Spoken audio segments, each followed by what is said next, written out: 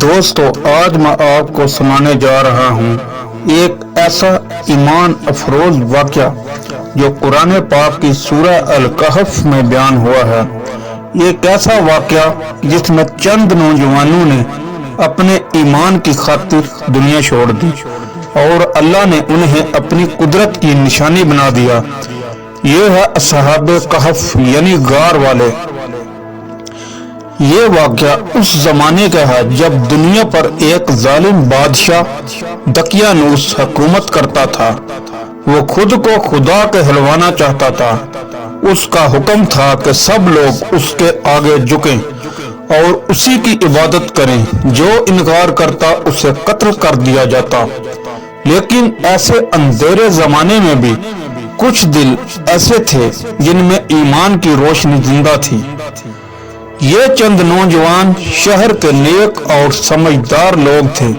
ان کے دلوں میں اللہ کی وحدانیت کی محبت جاگ اٹھی۔ وہ سمجھ گئے کہ عبادت صرف اللہ کے لیے ہے، کسی انسان کے لیے نہیں۔ انہوں نے چپکے ملاقاتیں کی، دعا کی، قرآن پڑھا اور پختہ ایمان لے آئے۔ لیکن جب بادشاہ کو خبر ملی، اس نے انہیں اپنے دربار میں بلایا۔ بادشاہ نے کہا، تم میرے حکم کی نافرمانی کیوں کرتے ہو؟ یا تو میرے بتوں کے آگے سجدہ کرو یا پھر موت کے لیے تیار رہو۔ نوجوانوں نے ڈرے بغیر جواب دیا، اے بادشاہ، ہمارا رب وہ ہے جس نے آسمان و زمین کو پیدا کیا۔ ہم تیرے یا کسی اور کے آگے نہیں جھکیں گے۔ یہ سن کر بادشاہ غصے سے کانپ اٹھا۔ اس نے دھمکی دی کہ وہ صبح تک فیصلہ کر لیں ورنہ سب کو قتل کر دیا جائے گا۔ رات کے اندھیرے میں یہ نوجوان شہر سے نکلے، دلوں میں ایمان، لبوں پر دعا اور قدموں میں خوف و امید کا ملا جلا احساس۔ ان کے ساتھ ایک کتا بھی تھا جو ان کے ساتھ چل پڑا، گویا ایمان کی خوشبو نے اسے بھی اپنی طرف کھینچ لیا ہو۔ آخر کار وہ ایک پہاڑ کے دامن میں پہنچے جہاں ایک غار تھا۔ وہ غار میں داخل ہوئے اور اللہ سے دعا کی، اے ہمارے رب، ہمیں اپنی طرف سے رحمت عطا فرما اور ہمارے لیے ہمارے معاملے میں راہ راست مہیا کر دے۔ اللہ تعالیٰ نے ان کی دعا قبول کر لی۔ ایک نیند نے انہیں گھیر لیا، ایسی نیند جو 300 سال تک جاری رہی۔ غار میں سورج کی روشنی اس طرح آتی کہ انہیں نقصان نہ ہوتا۔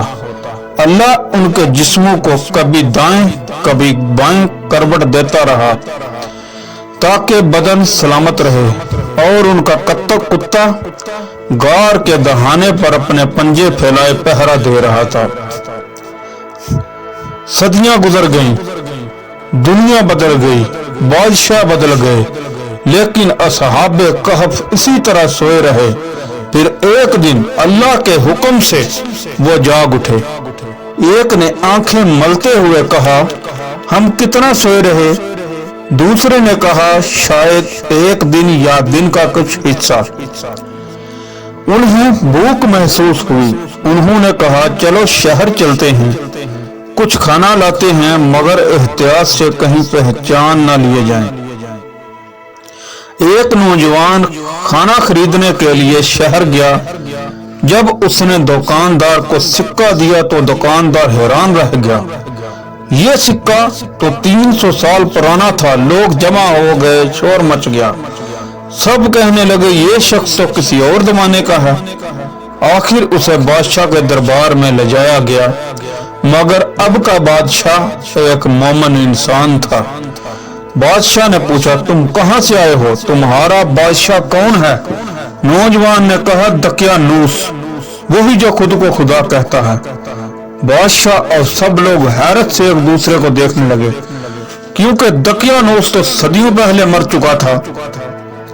جب نوجوان کو حقیقت کا علم ہوا، وہ واپس غار میں گیا اور اپنے ساتھیوں کو سب کچھ بتایا۔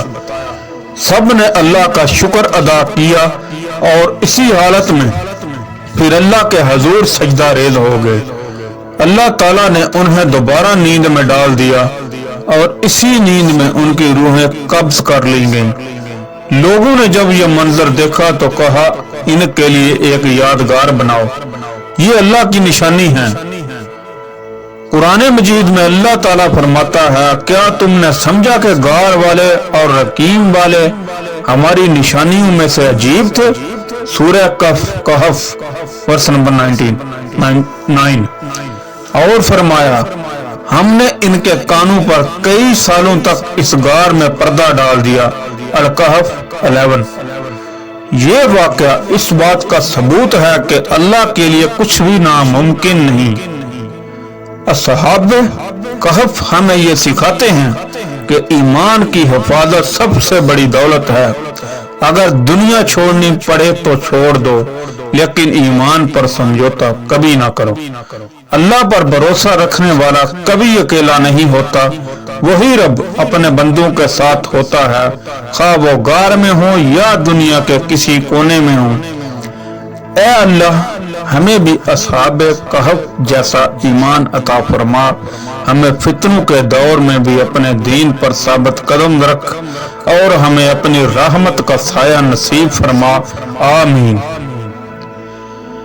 اگر آپ کو یہ ایمان افروز کہانی پسند آئی ہو تو ویڈیو کو لائک کریں، چینل کو سبسکرائب کریں اور اپنی رائے کمنٹس میں ضرور لکھیں۔ اللہ آپ کا حامی و ناصر ہو۔